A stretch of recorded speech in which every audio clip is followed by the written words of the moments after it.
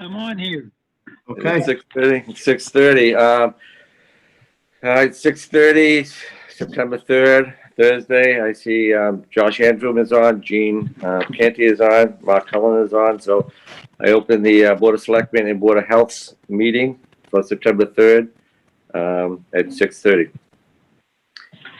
Hey, Okay. just so you know, Josh will have to make all the motions because I don't have my packet. I left town at much before it was delivered.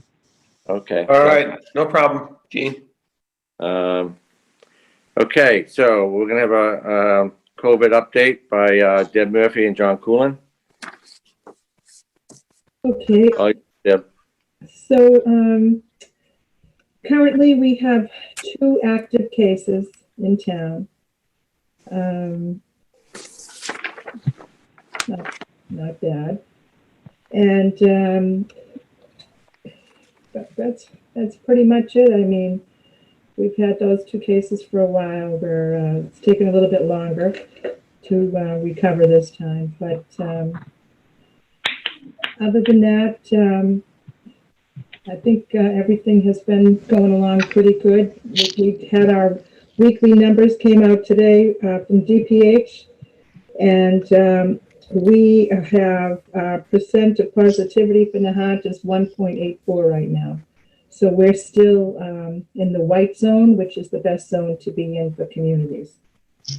And that's really good for the schools because, you know, they want to keep the numbers really low so they can go forward with their plans to reopen on the 21st. I have a couple of more interesting facts so the data that comes out on Wednesday is the previous 2 weeks. So the average age for the state now of people in the last 2 weeks that have contracted COVID is 37. The average age of the people that are being hospitalized is 63. And the average age of people that are continuing to die is 80. But I think it's interesting to see that the average age now is 37. So we're seeing a lot more numbers in younger people than we once had them so much older. John, do you want to add anything to that? I do not know what I could add. I think that's pretty comprehensive representation of the local and statewide numbers. I think that, as you said, it bodes well for the school opening, and remains to be seen if folks in town can maintain an awareness of the risks involved and the actions that people need to take. And we will respond as the data dictates. Yeah, I will say that the difference that I see right now in the contact tracing is when we reach out to the close contacts of the index of the positive case, people do not want to quarantine for 2 weeks anymore. And people are not quarantining for 2 weeks. So I think, you know, the guidance says if you're a close contact, you should be tested, and everybody is getting tested. But it also says even if you test negative, you should quarantine for 2 weeks. And I think a lot of people now, when they see that they're tested negative, they just disregard the quarantine guidelines. Yeah, but are the cases that are testing positive, are they asymptomatic? Are they have symptoms? No, unfortunately, the last couple that we've had have very symptomatic with complications. So. Okay. Anything else? Anything else on COVID, Tony?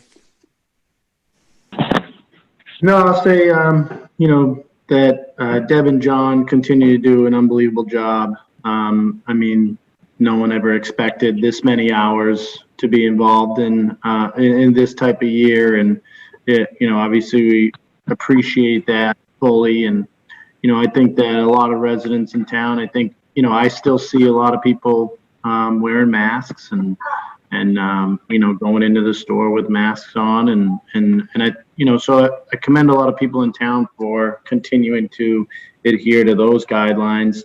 I can understand what Deb's saying there, but it is important that we continue to follow the guidelines and follow Deb's direction. And I don't know, in light of that, I don't know if you want to talk a little bit about, for folks that are on this meeting that maybe weren't on our meeting yesterday morning about town meeting regarding COVID. Sure. Before we do that, let me just remind people, I don't need to remind them, but it's a holiday weekend, so we have to be extra cautious in gathering and, and joining large groups. So I hope that people keep this in mind when they're out and about over the holidays. So. If not for themselves, so that we can keep the schools open with kids in the schools. It's a community effort. And so, we really got to stay on it because, in order to keep the schools open, we got to keep our numbers down. So it's important. All right, great. Thank you. Thank you, Deb. Thank you, John. Appreciate it. Opening comments. Josh, any opening comments? No. Gene? No, I think I'm good. I just, I would like to say that I thought we handled the situation with the town meeting very well. You guys did a great job. I mean, it was a tough decision, but I think we made the right decision. And hopefully we'll be able to get through this in a safe and reasonable way. So, Tony, do you want to talk a little bit about that? Yes. So in the warrant book, folks, obviously with minimizing the warrant down to essential articles only, we don't expect to have as much of a crowd. We will be just, if it goes the other way where we really don't get a lot of people to come, which would be a good thing in the sense of public health. We're going to take advantage of the legislation that allows us to lower the quorum amount. That legislation requires that we post that we're going to take that vote, publish it in a newspaper 7 days in advance of taking that vote. And we will take that vote at our next Board of Selectmen meeting on the 16th. And that legislation allows us to go from 75 people, 10% of it, down to 8 people. Well, that'll be the Finance Committee and the Board of Selectmen. So we should be good. But we're good. Obviously, with the way we're going to try to educate people on, why we reduce the warrant and how we would want to educate people in advance of how simple and essential these articles are. We certainly don't want to risk having less than 75 people there and then not having quorum. So I think it's important that we take advantage of the vote just in case. And, with that, in the warrant book, I think the second page in there is a memo about what to expect for people who do decide to come to the meeting. Everyone is required to wear a mask at all times. Folks will be asked when they're entering the meeting if they've traveled in the last 14 days to any of the states that require quarantine, or if they should be in quarantine due to a positive test or close contact. And if that's the case, then they won't be allowed in. Our bylaws do allow for our bylaws allow for a resident to have a representative speak on their behalf at town meeting. So if you are in quarantine, if you cannot attend, but you have comments that you want to be voiced at the meeting, you can have someone else speak on your behalf under our bylaws. Now, they can't vote on your behalf, but certainly they can provide comments on your behalf. We'll also have 6 feet spacing in the lines. We'll have it organized as far as entering and exiting the meeting. We'll have seats spaced out. Microphone will be disinfected in between uses. Restroom facilities will be disinfected in between uses. And we'll have electronic voting and a number of other things still. There's still a decent amount of logistics involved in setting it up, but certainly a better, safer situation for those who will be in attendance. Traffic, as far as traffic pattern goes, the direction will be into the parking lot off of Flash Road in between the Department of Public Works building and the fire station. And it'll be one-way traffic in, and then you'll take a right behind the Department of Public Works building and head towards the school. Folks can park in the school. They can also park on Flash Road on the park side of Flash Road, one side only. And we'll have handicap and elderly parking available in the parking lot itself. So all those details are listed in the book, and the book is off to print. So people should, I know we talked about at a previous meeting, sending a minimized mailing to the voters, but the actual book will get to people before, by the 18th. Thank you, Tony. You and your team have done a great job putting this together. I do want to just let people know that because of our form of government, open town meeting form of government, we are required to have a town meeting. All we can do is control the warrant and the number of articles to try to control the size of the town meeting. But we are required by law. We're not exempt. We can't go virtual. We have to have an open town meeting. And with that, anyone in town is eligible to attend. I will say that I think we've stripped out all of the controversial articles. These are the essential articles. The town meeting will be televised, so you can follow it on television. It'll actually, just a correction there, Mark, I think it'll be streamed. It'll be streamed live. So unfortunately, I don't know, we're still working out the details. It doesn't look likely that we'll be able to connect video feed from the field into the TV because that equipment is at the town hall. So we're going to try to make it work that way, but at minimum, it'll be streamed live. So that'll be through YouTube then? Yep. Well, that's unfortunate, but hopefully we can get that, because not everybody is familiar with YouTube or have it. But okay, well, great job, Tony. We really appreciate your team, everything they did to get this together, and I'm sure we'll have a successful town meeting. Okay, new business. We get some minutes to approve. Yep. I move that the Board of Selectmen vote to approve the Board of Selectmen meeting minutes from July 1st, 2020. I hear a second. Seconded. Seconded. Any discussion on the motion? Seeing and hearing none, all those in favor? Josh Antrim, aye. Gene Canty, aye. Mark Cullen and I. I move that the Board of Selectmen vote to approve the executive session Board of Selectmen meeting minutes from August 20th, 2020. I'll second that. Motion's been seconded. Any discussion on the motion? Seeing and hearing none, all those in favor? Josh Antrim, aye. Gene Canty, aye. Mark Cullen and I. Okay, next on the agenda under 3B, we have the approval of an event request for the Nahant Youth Soccer Field usage on Saturday, starting September 19th, 2020 through October 31st, 2020, from 8:30 a.m. to 10:30 a.m. Do I have a motion for that? I move that the Board of Selectmen vote to approve the event request for Nahant Youth Soccer Field usage on Saturday, starting September 19th, 2020 through October 31st, 2020, from 8:30 a.m. to 10:30 a.m. I'll second that. Motion's been made and seconded. Any discussion on the motion? Tony, you wanna? This is routine. Every year we do this, right? Yep, and I believe I believe they submitted a plan through John.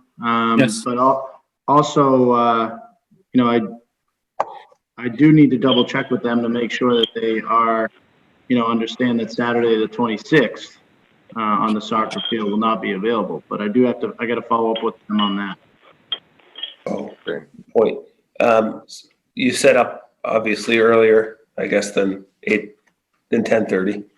Yeah, we'll have people there setting up, you know, late Friday, Saturday morning, and check-in starts at 11. So, yeah, we'll have to work with them about finding an alternative location for that one day. Yeah, they go down Lowlands or something. Yeah. Okay, any further discussion on the motion? Seeing and hearing none? All in favor? Josh Antrim, aye. Gene Canty, aye. Mark Cullen and I. Under 3C, approve event request for beach cleanup hosted by Nahant Swim on Sunday, October 11th from 11 to 2. Setup will be located at the Lowlands parking lot. Do I have a motion on that, Josh? Yeah, I move that the Board of Selectmen vote to approve the event request for a beach cleanup hosted by Nahant Swim on Sunday, October 11th from 11 a.m. to 2 p.m. I'll second that. Motion's been made and seconded. Any discussion on the motion? Vi, I think I saw you on. Do you want to talk a little bit about this? Is she muted, Tony? She was on. Guy's iPad. Okay, here I am. Video. Go Yes. So we did a cleanup in June with Tony's direction and instructions. And when I submitted the application to the Board of Selectmen, I included the requirements that we developed along Tony's suggestions. And our cleanup in June went beautifully. In fact, the Nahant police came and observed us to notice the distancing, etc. And it went really well. Pretty much was family members came and it went really well. So I hope you will approve this because it's good to clean up after the summer season. Well, thank you very much, Vi, and all the volunteers that work with you and swim for doing this. I know you've been doing it for years and years, and it's a great event. So thank you again. Thank you. Any further Thank you, discussion? Vi. Thank you, Tony. You're the best. Happy to go, you guys. Thank you for all your work. Yeah. Thank you, Vaughn. Oh, by the way, I really love the Nahant thicket. It came out great. Good. I encourage everybody to go down there and take a walk through the Nahant thicket. Really Yeah, nice. the boardwalk is gorgeous. Yeah, I know you had a lot to do with that, Vi, so it's really nice. Thank you, Mark. Okay, can I have a vote on this? All in favor? Josh Antrim, aye. Gene Canty, aye. Mark Cullen and I. Next on the agenda is ongoing business, preserving East Point, continuing discussions. I don't have anything to say at this point. Josh, do you?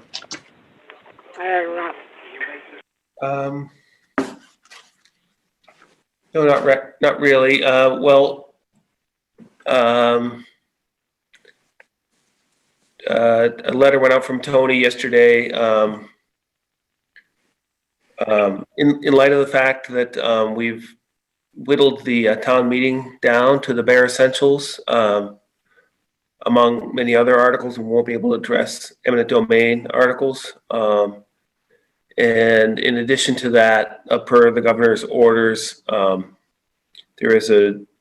we can implement we don't have to listen to applications until 45 days until after the governor's orders lifted. So a letter went out today from the town administrator informing Northeastern of that. I don't know if it's worth reading that letter, if that's handy for you, Tony, or. I can read it. Sure, go ahead, Tony. Let me pull it up real quick here. If I can find it real quick. But you're spot on there, Josh. It's essentially Chapter 53 of the acts of 2020 allow the town some flexibility. So I got some background music. Let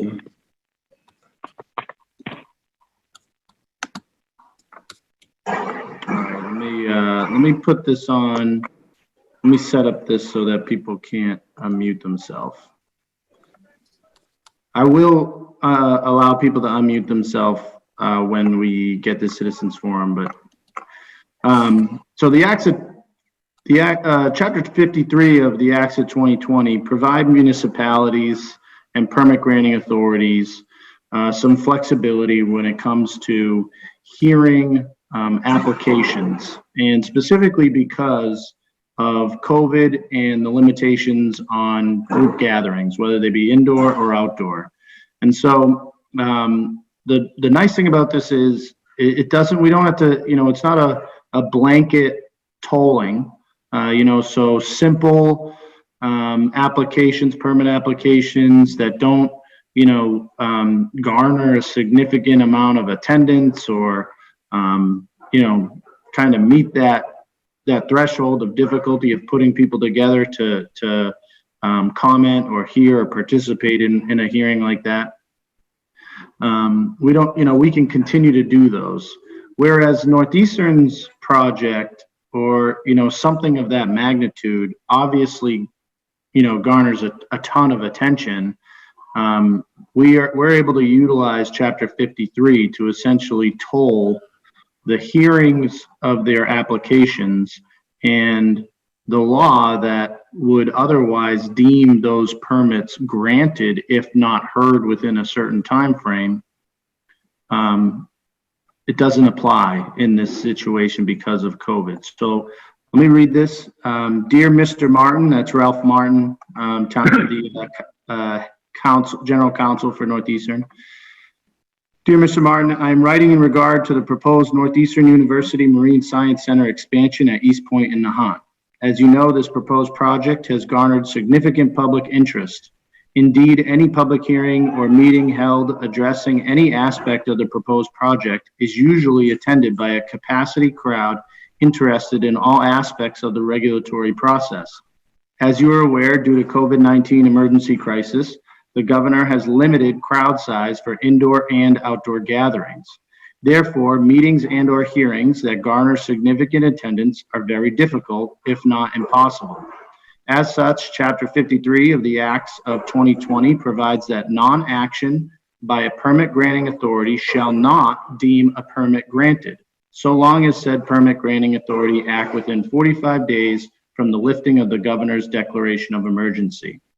As I indicated above, due to any hearing or meeting involving the proposed project would likely garner significant public interest, the town will not conduct such hearing or meeting virtually and instead will wait as allowed by Chapter 53 of the Acts of 2020 until the governor's emergency declaration has been lifted.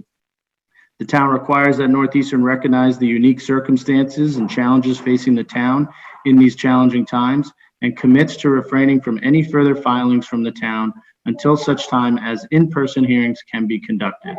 Thank you for your expected commitment to suspend filings and site work. If you wish to discuss this matter further, please do not hesitate to contact me. Thank you, I apologize for my son's speaking up in the background, if you guys can hear him. So to distill that down, by whittling down our town meeting and showing concern for the health safety of our citizens, we expect the same thing of Northeastern. For sure. Anything else, Gene? No, just what I said in the beginning. I was glad we were all able to come to, Yeah, I I think it was the best decision for the town. And that's, Yeah. Our number one priority is the health and safety of the residents of town, and everything else comes second. So I think it was a good decision. Excellent. Okay. Let's see, we have the town, we have the 4B, vote to ratify the lobster trap lease. Yes. Josh, we have a motion on that? Yes, I move that the Board of Selectmen vote to ratify the lobster trap lease for the remainder of the calendar year 2020. I'll second it. Motion's been made and seconded. Any discussion on the motion? Tony, I just will say that, the compost area looks great. Zach has been doing a great job down there under your direction. The lobster trap area has never looked better. I think it's all organized and clean. All the weeds are out of there. I think they've been doing a terrific job down there. So kudos to you and Zach and to all the lobstermen. I don't know what you might want to add to that. Yes, well, the lease in front of you, we had one vacant designated area, and the way that we typically approve these leases is in a rolling basis, but they usually are done at the beginning of the calendar year. This lobsterman is just coming in now. I think just purchased license and traps and a boat, so is coming forward, and we're giving him a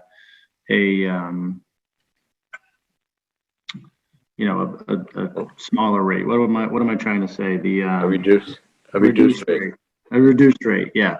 And yes, the compost area looks great. Zach's been doing a great job. DPW's been doing a great job. And the lobstermen have been doing a great job keeping it clean. And the dump master's been doing a great job down there too. I see we have a new dump master, and he's doing a great job. Excellent job. Okay. Any further discussion on the motion? Hearing none, all in favor? Josh Antrim, aye. Gene Canty, aye. Mark Cullen and I. Okay, town administrators report. Okay, thank you, Mr. Chairman. First, the town hall will be closed on Monday, September 7th, in observance of Labor Day. Secondly, the Nahant Thicket Boardwalk, as you mentioned, is complete and open to the public and looks great. Also not on my list here that I'd like to raise, Parrot Road and in Little Nahant, as well as Fallon Way, both of those dead-end streets experienced storm damage back in 2018, and we are heading out there Tuesday, September 8th, to begin repair work on both of those walls. We'll start with Parrot Road, and then we'll head over to Fallon. And we had kudos to Zach, the DPW, with organizing, community or neighbor communications. And the neighbors are happy. They're glad to see that the work is getting done, and we're heading in the right direction there. And then update on the water line, the water project. So JP Cardillo is the contractor. He's currently working on installing the new 8-inch water main along Furbush Road. Work is complete on Walton, aside from the final tie-in to the existing main on Wharf Street, which will occur once the remainder of the water line is installed down Furbush Road. And that water line installation in that area will be complete next week. And then a second crew will begin work on Howe Road and Mills Terrace in Little Nahant on Tuesday of next week. And there will be a temporary shutdown early next week for tie-ins at those areas. Residents can expect notices in their mailboxes for the shutdowns tomorrow. They'll get the notice tomorrow for the shutdowns next week. And once the water line install is complete at both locations, which is expected the week of the 14th, the areas will be thoroughly cleaned, streets will be milled and paved. Otherwise, things are going well there. The contractor did have a gas service issue that prompted some response from the fire department and National Grid, but it was immediately fixed, and there were no alarming readings of gas in the area once fixed. So we're very, very happy with our engineer and our contractor on both those jobs. Those are going well. And then lastly, or actually two more things. The streetlight conversion project will be starting in a couple weeks. And we're very excited about that project to get going. And once we have a little bit more information as far as where they're going to start and what the schedule looks like, I'll provide that at the next meeting. And then, one thing that we were going to include on tonight's meeting, but didn't make the agenda was an update on the trash rates. What we were hoping to do is present those to you, the board, and the public at this meeting, what the conclusion of our analysis is, and allow that to, allow you guys to look it over, think it over, and then have a vote the following meeting.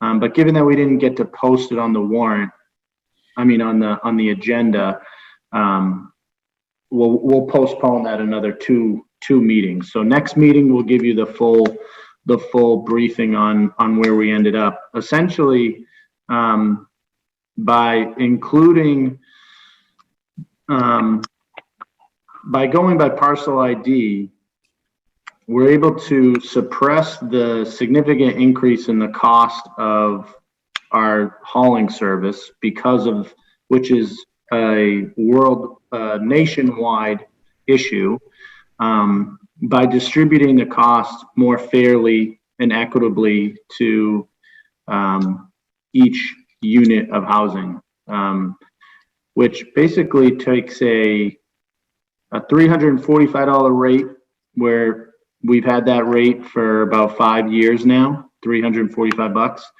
for each household, and it brings it to about $360. Versus if we kept things the same, we'd be looking at an increase to about $400. So it's definitely a better way to go, a more fair and equitable way to go. And we will be continuing to negotiate. We signed a 1-year deal, so we'll be continuing to negotiate with Waste Management for a future deal that, may include automatic barrels, automatic collection, and reduce our total cost overall. So there's, we're making lemonade out of lemons here. So, but we'll have a better, more informative presentation for the board and the public at the next meeting. Great, thank you, Tony. And Dan, I know that you spent a lot of time on that, as well as Sheila, so thanks for your help and those rubbish rates. And Mary Lowe too. As well. Mary Lowe as well, yeah. Yeah, Mary Lowe too. Mary Lowe, Sheila, and Dan did a remarkable job looking into it.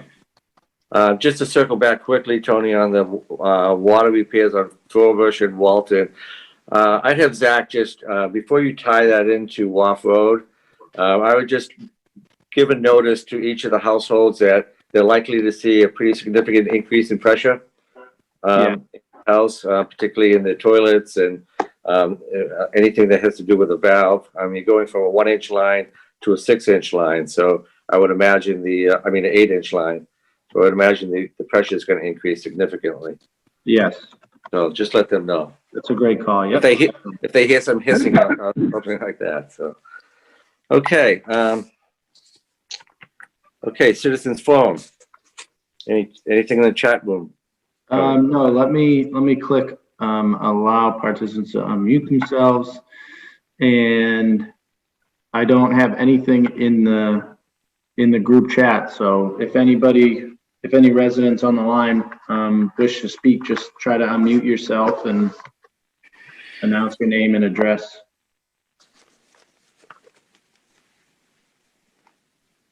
Well, that's a first. That's good. Yeah. Okay. Well, that's great. Let me see here. One more thing. Okay, we're going into executive session. So I move that the Board of Selectmen vote to go into executive session in accordance with General Laws, Chapter 30A, Section 21A3, to discuss strategy with respect to litigation to Linda Lane, in accordance with General Law, Chapter 30A, Sections 21A6, regarding the Kelly Greens 2020 RFP to consider the purchase, exchange, lease, or value of real property if the chair declares that an open meeting may have a detrimental effect on the negotiating position of the public body. We will not reconvene into open session. Seconded. Motion's been made and seconded. Any further discussion on the motion? All those in favor? Mark, before you take a vote, can you declare that if we do have this open session, it would compromise our negotiating position? I think I said that. Well, there's an if there, but I just want to make sure. Okay. If the chair declares that an open meeting may have a detrimental effect on the negotiating position of the public body. Is that it? And you do so declare, am I right? Yes. Mhm. Great. All those in favor? Josh Antrim, aye. Gene Canty, aye. Mark Cullen, aye. Okay. Good night, everybody. Tony, do I have the link for Hey, the? Mark, Yeah. Mark, just before we close it out, I'm sure it's gotten around town now that the Nahant Fish and Lobster has closed their business. And I just think we should recognize for a minute the great job Peter and Laurie did over the last couple of years. Yeah. These guys contributed a lot to the town and they made a decision, Mhm. and we need to recognize it. Yeah, I agree. You know, I was looking on social media, and I think a lot of other people in the town feel as you do, Gene. He got a lot of comments, positive comments, and it's a sad day. Yep. I agree. You know, Lori and Peter, both have done a lot for the town. Lori's, you know, especially through COVID too, she was, you know, donating a bunch of her, you know, resources and free time to Council on Aging. And, you know, the food there was excellent. I'm going to miss the tuna burgers were unbelievable. But appreciate, them, resurrecting the, NFL name and wish them both well. Yeah, definitely miss Nahant Fish and Lobster. Wish them well. I do see a note here from Michelle Capano. Would the Board of Selectmen consider sending a letter of appreciation to Peter and Laurie for commitment to town? Absolutely, we'll do that. Thank you. Great idea. Great idea.